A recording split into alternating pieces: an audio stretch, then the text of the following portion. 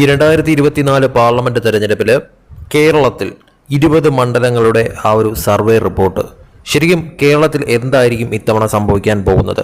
ദേശീയ മാധ്യമ സർവേ റിപ്പോർട്ടുകൾ പ്രകാരം കേരളത്തിൽ ഇത്തവണ UDFന് തന്നെയാണ് മേൽക്കൈ പറഞ്ഞിരിക്കുന്നത്.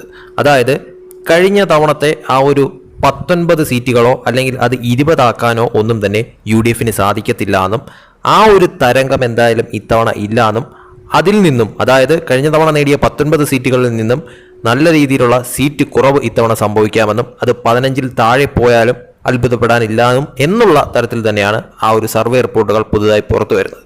അതോടൊപ്പം തന്നെ LDFന്റെ കാര്യം എടുക്കുകയാണെങ്കിൽ LDFന് ഇത്തവണ അതിഭയങ്കരമായിട്ടുള്ള ഒരു മുന്നേറ്റം ഉണ്ടാക്കാൻ സാധിക്കത്തില്ല എന്നുള്ളത് സർവേ റിപ്പോർട്ടുകൾ സൂചിപ്പിക്കുന്ന ഒരു കാര്യം തന്നെയാണ്. അതിൽ തന്നെ പറയുന്നുണ്ട് കഴിഞ്ഞ തവണ നേടിയ ഒറ്റ സീറ്റ് മാത്രമാണ്. ആ ഒറ്റ സീറ്റിൽ നിന്ന് ഇത്തവണ ചിലപ്പോൾ ഒന്നിൽ കൂടുതൽ സീറ്റുകൾ നേടാനായിട്ട് LDFന് സാധിച്ചെന്ന് വരും.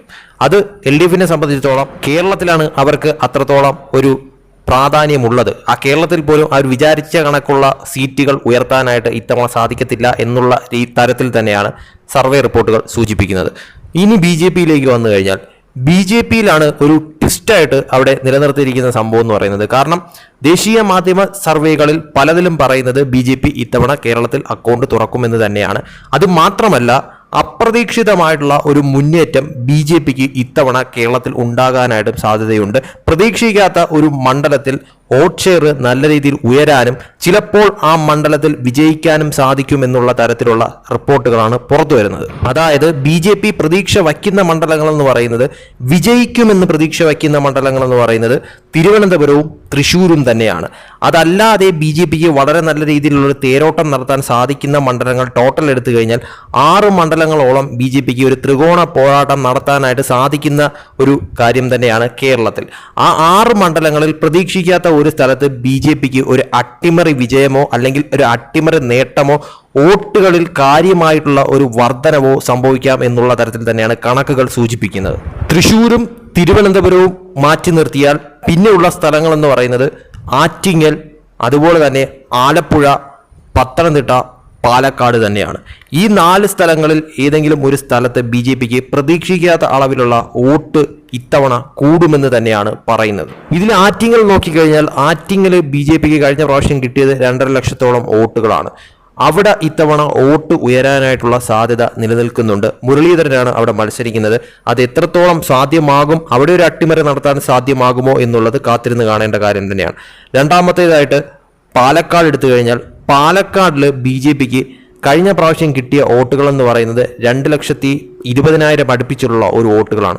അത് ഇത്തവണ എത്രത്തോളം ഉയർത്താൻ സാധിക്കുമെന്നുള്ളത് തന്നെയാണ് കാത്തിരുന്ന് കാണേണ്ട കാര്യമെന്ന് പറയുന്നത്.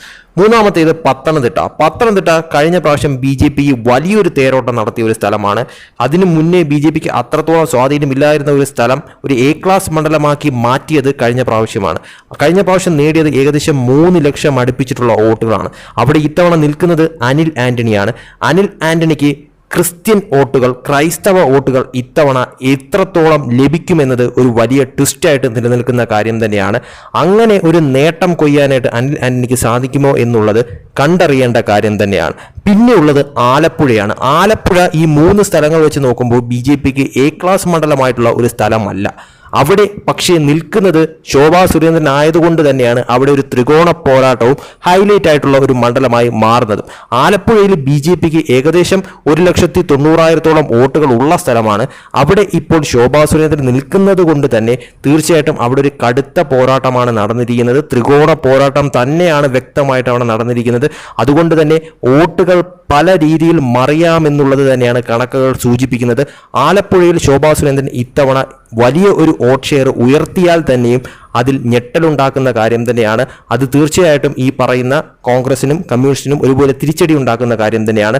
അതുകൊണ്ട് തന്നെ ഈ 4 സ്ഥലങ്ങളിൽ എന്ത് സംഭവിക്കുമെന്നുള്ളത് തന്നെയാണ് ഏറ്റവും വലിയ ട്വിസ്റ്റ് എന്ന് പറയുന്നത്. അതോടൊപ്പം തന്നെ തിരുവനന്തപുരവും തൃശ്ശൂരും BJP വിജയിക്കുമെന്നുള്ള തലത്തിൽ തന്നെയാണ് മിക്ക സർവേ റിപ്പോർട്ടുകളും പുറത്തു വരുന്നത്. കണക്കുകൾ സൂചിപ്പിക്കുന്നത് BJP ഇത്തവണ അവിടെ 2ഇടത്തും ജയിക്കാൻ സാധ്യതയുണ്ട്, അല്ലെങ്കിൽ തൃശ്ശൂരോ തിരുവനന്തപുരമോ ഏതെങ്കിലും ഒരു സീറ്റ് ജയിക്കാനും സാധ്യതയുണ്ട് എന്നുള്ള തരത്തിൽ സർവേകൾ പലതരത്തിൽ പുറത്തു വരുന്നുണ്ട്. എന്തായാലും BJP ഇത്തവണ അക്കൗണ്ട് തുറക്കുമെന്നും വോട്ട് പരമാവധി ഉയർത്താനായിട്ട് ബി ജെ പിക്ക് ഇത്തവണ സാധിക്കുമെന്നും അത് 20%, 20% കൂടുതലോ എത്താനായിട്ടുള്ള സാധ്യതയുണ്ട് എന്നതിനെക്കുറിച്ചും CPM-നും അതുപോലെ തന്നെ കോൺഗ്രസിനും ഇപ്രാവശ്യം കഴിഞ്ഞ തവണ നേടിയെടുത്ത ആ ഒരു നേട്ടം, പ്രത്യേകിച്ച് കോൺഗ്രസിന് കഴിഞ്ഞ പ്രാവശ്യം നേടിയെടുത്ത ആ ഒരു തരംഗം ഇത്തവണ ഉണ്ടായിട്ടില്ല. അത് നന്നേ കുറഞ്ഞിട്ടുണ്ട്. അതോടൊപ്പം തന്നെ സീറ്റുകളുടെ കാര്യത്തിലും വോട്ട് ഷെയറിന്റെ കാര്യത്തിലും ഇത്തവണ ഒരു ഇടിവ് സംഭവിക്കും.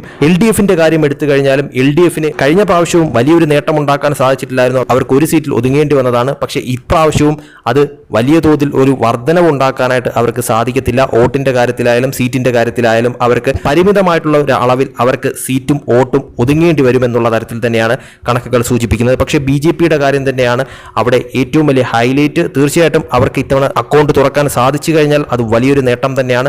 സർവേകൾ സൂചിപ്പിക്കുന്ന പോലെ, കണക്കുകൾ സൂചിപ്പിക്കുന്ന പോലെ BJP തിരുവനന്തപുരത്തോ അല്ലെങ്കിൽ തൃശ്ശൂരോ അല്ലെങ്കിൽ ഈ നേരത്തെ പറഞ്ഞ 4 മണ്ഡലങ്ങളിൽ ഏതെങ്കിലും ഒരു സ്ഥലത്ത് ഒരു വലിയ ട്വിസ്റ്റ് സംഭവിച്ചുകൊണ്ട് അവിടെ ഒരു വലിയ നേട്ടം കൊയ്യാനായിട്ട് BJPക്ക് ഇത്തവണ സാധിക്കുമോ എന്നുള്ളത് കാത്തിരുന്ന് കാണേണ്ട കാര്യം തന്നെയാണ്.